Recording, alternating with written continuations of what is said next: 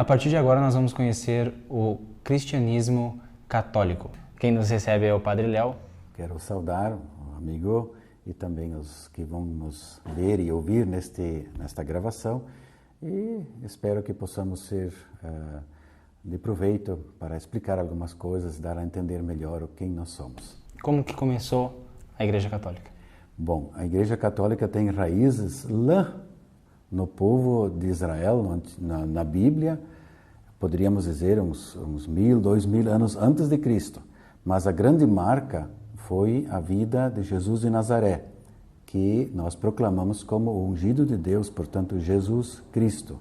Então, a Igreja cristã, toda ela, nas mais diversas expressões, e a Igreja Católica se considera como uma das expressões privilegiadas, né, deste cristianismo, ela teve a sua origem a partir de Jesus em Nazaré e das comunidades que seguiram, que surgiram após a sua vida e que se organizaram como comunidades que queriam viver este Espírito de Jesus e testemunhá-lo, levá-lo para frente para toda a humanidade.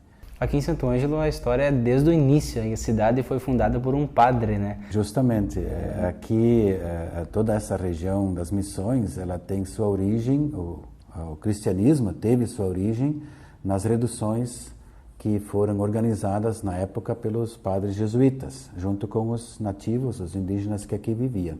E Santo Ângelo não é diferente, né? Como começou a surgir a partir daí. Portanto, temos ali uma história de uns 300, 400 anos, né, de caminhada da Igreja Católica nesta região.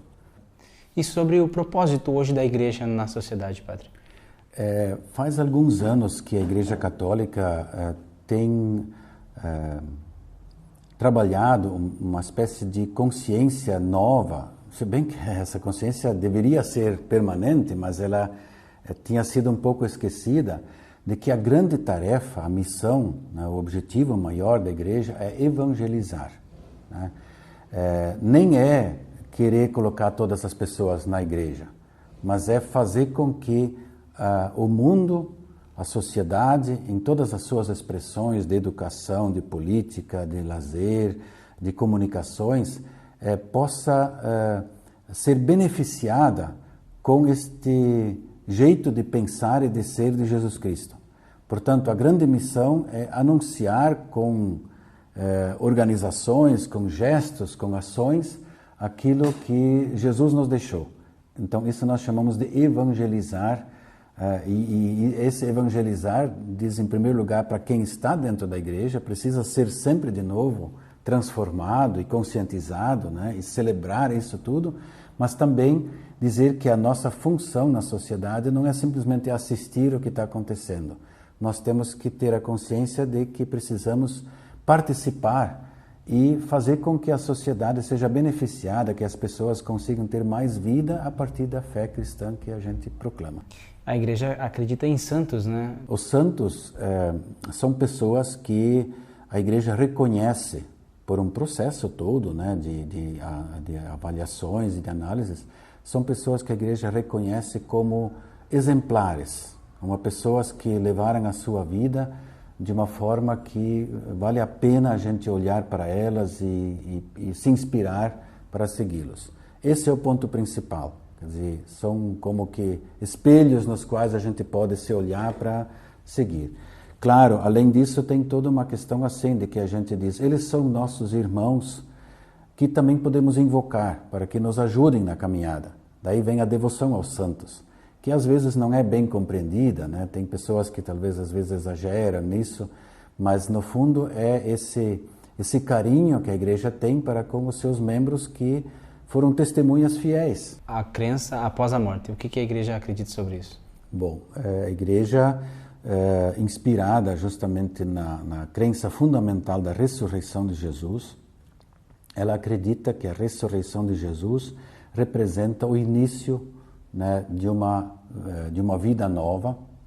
Então, nós acreditamos na ressurreição, que é um pouco difícil de definir, né, o que será exatamente a ressurreição, mas nós acreditamos sim que Deus concede uma vida nova às pessoas que foram fiéis, né, no seu caminho e que participarão de uma vida mais plena do que esta que nós temos aqui.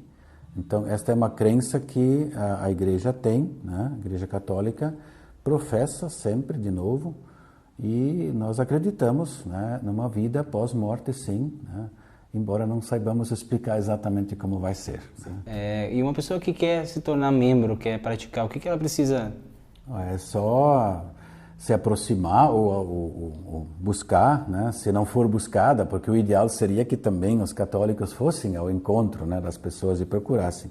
Então procure a sua paróquia, uma igreja, né, perto da sua residência ou do seu trabalho, né, e vá conversar, que se encaminha. Inclusive nós temos um trabalho, por exemplo, com pessoas jovens e adultos que não foram iniciados no tempo de infância ou de adolescência.